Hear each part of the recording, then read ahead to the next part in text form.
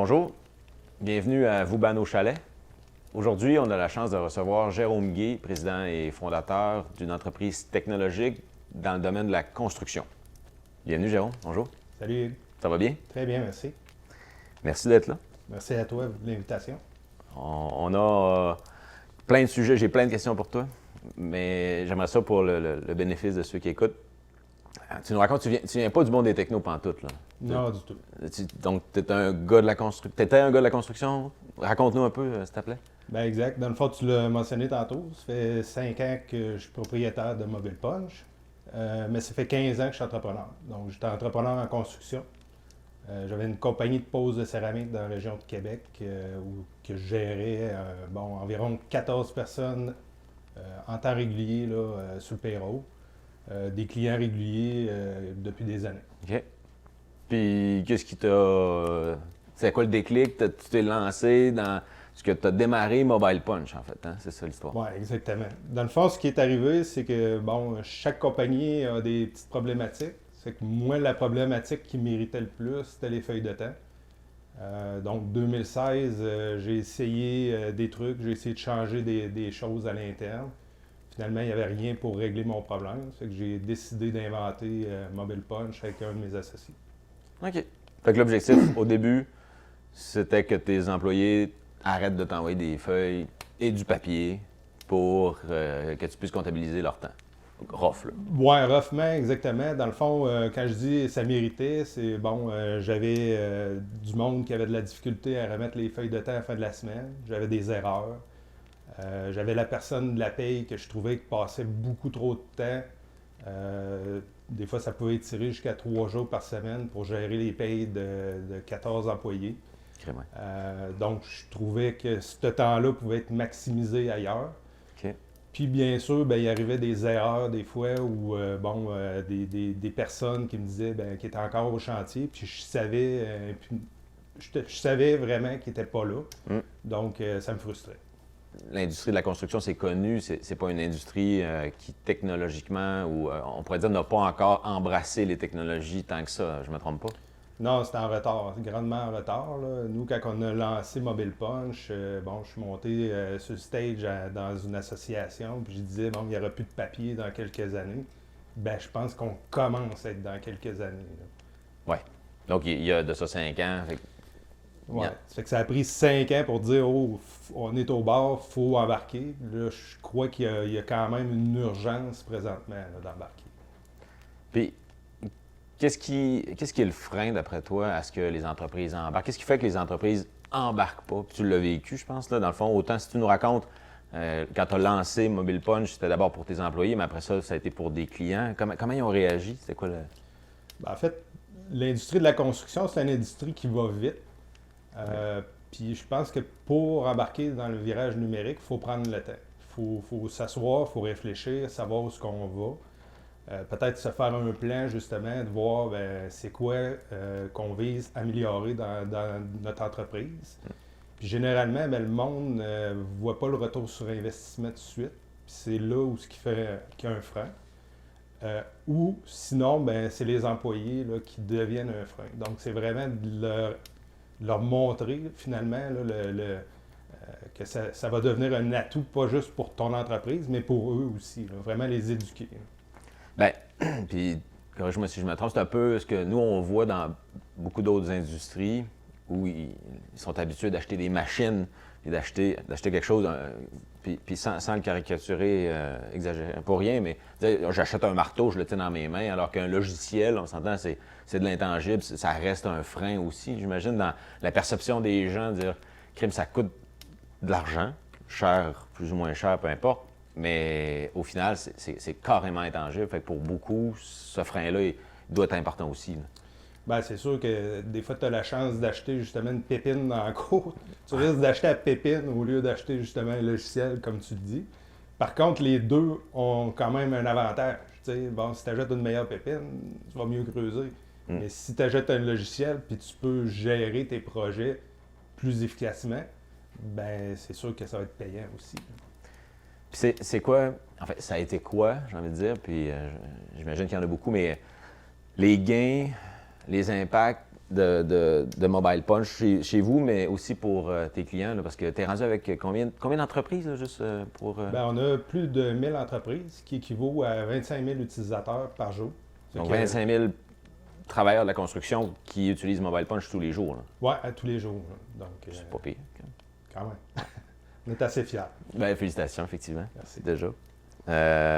Et donc, si on dit, ces entreprises-là, leurs gains, là, il y en a peut-être plein, comme je disais, mais si tu as à nommer peut-être les 3 principaux. Bien, en fait, le retour sur investissement, pour nous, là, il se voit à différents niveaux, autant de chantier. C'est que si je prends, mettons, une erreur sur un papier, bien, peut coûter cher. C'est que si l'employé arrive au projet, par exemple, à 7h15, puis il remplit sa feuille de temps le vendredi, puis il dit « Bah, je suis arrivé à 7h. Bien, au final, ces 15 minutes-là, dans la construction, il coûte 15$. Parce que les employés sont payés à 60$ de l'heure. Après coup, ben, si ton employé il est sur le projet, puis tu as à échanger de l'information avec lui, puis tu cours après lui au téléphone, puis au final, tu réussis juste à lui parler à 2 heures quand tu devais le changer, par exemple, de projet à 10 heures, ben, ça a encore un coût. Si l'employé, voit tout de suite où ce qui s'en va, avec les bonnes informations, son itinéraire, pas besoin de chercher ça, encore là, c'est chiffrable en tant que gain de productivité. L'autre, ça, c'est un coût de chantier, c'est-à-dire un retour sur investissement de chantier. Mais si on regarde, dans le fond, dans les bureaux, ben moi, je prends mon exemple personnel, 14 employés, ben on pouvait s'étendre à 3 jours pour traiter la paye. Maintenant, on le fait en un clic. C'est sûr qu'en dedans d'une heure, tout est réglé, tout est transféré, les payes sont faites. Ça évite les erreurs. Puis le temps que la personne n'a pas passé là-dessus, ben, elle peut compter des nouveaux projets, aller chercher des nouveaux contrats, faire d'autres tâches au final. Parce que je te coupe, mais puis tantôt tu disais justement à l'origine, Mobile Punch, c'était une feuille de temps informatisée, donc une application qui permettait de puncher le temps des employés, sauf qu'aujourd'hui, c'est bien plus que ça, là. Parce que les gains que tu mentionnes, tu sais, dans le fond, tu gères les chantiers, tu gères aussi le staffing, etc. Donne-moi en plus, là, vous avez poussé la note, là. Oui, exact. Dans le fond, Mobile Punch a été créé justement pour les feuilles de temps, mais au départ, on a appelé ça un système de gestion de temps. Ça fait qu'on savait qu'on allait élaborer. Système de gestion de temps, donc on gère la feuille de temps, punché, géolocalisé, sur le bon projet. Donc, au lieu de retranscrire, j'ai fait 40 heures, bien, les heures sont bien déterminées dans le projet, s'il est résidentiel, commercial, etc. On fait des rapports aussi à l'intérieur du logiciel, donc on peut calculer nos heures sur les projets. En fait, ça se fait automatiquement, là, donc on n'a plus besoin de calculer ça manuellement. Je prends l'exemple de la construction, bien, il y a des attestations à faire, CCQ, CNESST. Bien, ces attestations-là, parfois, peuvent prendre une journée, venir calculer combien de personnes ont passé au projet, ton coût de main-d'œuvre, etc. Bien, maintenant, avec un clic, bien, on est capable de faire sortir toute l'information, faire nos demandes. On a ajouté un agenda électronique, donc l'agenda sert aussi de dispatch. Si tu as des employés qui font des calls de service, ben c'est plus simple d'aller lui transférer l'information. C'est quoi le bon projet, qu'est-ce qu'il va avoir à faire, transférer des plans, des photos. On a ajouté aussi tout ce qui est la section formulaire, donc soumission, facture, bon de travail. Tout est dedans. Tout est dedans. Donc, le but, c'est justement d'enlever le papier, éliminer le papier, éliminer les erreurs. Peut-être du géofencing aussi, je ne me trompe pas? Dans le fond, c'est un punch géolocalisé. Okay. C'est qu'on géolocalise l'endroit où ce que le travailleur devrait être. S'il punch à l'extérieur, ben ça va créer une alerte, dans le fond, au propriétaire. OK. Donc, si jamais il punch et il n'est pas sur le chantier, techniquement, il n'est pas supposé, fait que il y a une alerte qui va popper. Ben exactement. Si par exemple, l'employé devrait être un projet X, puis finalement, il est sur le pont parce qu'il y a une tempête, ben, même s'il veut partir sa feuille de temps, il va la partir, mais on va avoir une alerte. Fait qu'à ce moment-là, ben, c'est le propriétaire qui va voir, ben, écoute, on vient-tu modifier les heures en parlant à l'employé, ou bien, ben non, il est sur le pont parce que tu lui avais donné la permission de le faire. OK. Super. Puis, vous avez même eu un volet COVID, hein, je ne me trompe pas, vous avez mis en place quelque chose pour le COVID spécifiquement. Oui, exactement. Dans le fond, on a été les premiers, puis justement, avec l'aide de Vauban, à lancer un formulaire santé.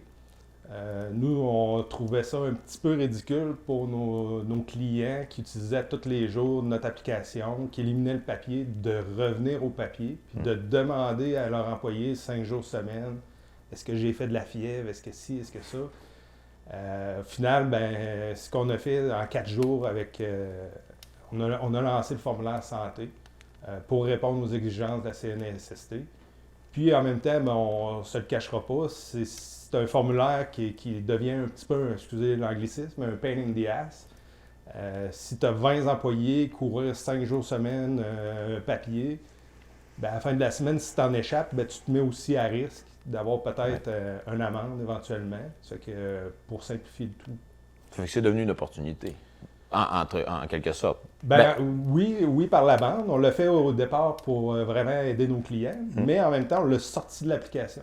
Ça fait que si tu n'es pas client et tu dis ben je suis pas prêt encore à prendre ce virage-là pour les feuilles de temps et les autres modules, ben, en fait, tu peux juste utiliser le formulaire santé puis être sûr d'avoir de quoi de conforme. D'ailleurs, ce formulaire-là est modifié de façon continuelle là, quand que la CNESST change ses critères. C'est que ça t'assure d'être conforme. Super. Puis, le gain, tu en as nommé plusieurs, le sans-papier. C'est-tu le plus fort de tous les gains, tu penses? Dans le fond, parce que c'est une application mobile, là, on ne l'a pas précisé, mais tout est sur le téléphone de l'employé qui, lui, va recevoir potentiellement sur quel chantier il doit aller le matin, tout comme le gestionnaire de chantier qui, lui, va savoir qui sont les gars qui sont sur son chantier, puis comment la job avance, etc. Donc, le bon vieux pad qu'on a l'habitude, et même c'est une filière. Là, moi, j'ai un pick-up, là, puis tu sais, ils ont été construits pour que tu puisses mettre des filières entre les deux bancs. Là. Ça, c'est révolu, donc, c'est ça? Bien, le sans-papier, c'est pas le seul gain, mais ça n'est un majeur. Là. Je prends différentes entreprises de construction que, par témoignage, là, m'ont dit ben on a une pièce dédiée là, à entreposer nos papiers. C'est sûr que s'il arrive, que tu as besoin, par exemple, de sortir pour le chômage, de l'information sur un employé, ben, ça se peut que tu passes une journée dans cette pièce-là à trouver le bon papier. Tandis que là, ben, tu l'as à un clic. Si, justement, je prends l'exemple de ton camion, ben, si tu traînes tes filières, puis au final, ton camion est brisé, est au garage, ben, tu vas gérer comment ton projet. Ça fait que d'avoir le sans-papier, de l'avoir sur une application, bien, te permet même, on a des clients qui gèrent leur paye puis sont en voyage en Floride, par exemple. Ouais. C'est qu'ils ne sont pas dans le pays, ils sont à l'extérieur, puis leur chantier roule pareil. Là. Cool, c'est quand même un pas pire avantage, effectivement. Ouais. Puis, si tu avais un conseil à donner, un seul, ou décline-en 2, 3 si tu veux, mais pour les entreprises, puis oui, je pense que le monde de la construction, mais il y a plein d'autres industries là, qui... je pense, entre autres, avec la crise du COVID, ont eu ce wake-up call-là, donc de dire tabarouette, il faut se mettre en mouvement, puis il faut rapidement commencer la transformation numérique. Ce serait quoi ton premier ou les quelques conseils que tu t'aurais à donner, Jérôme? Moi, le premier conseil, c'est de trouver vraiment le bobo dans l'entreprise qui nous tanne le plus. Fait qu'à ce moment-là, un coup que tu as trouvé celui-là, fais un petit test, fais un essai justement d'intégrer une nouvelle technologie.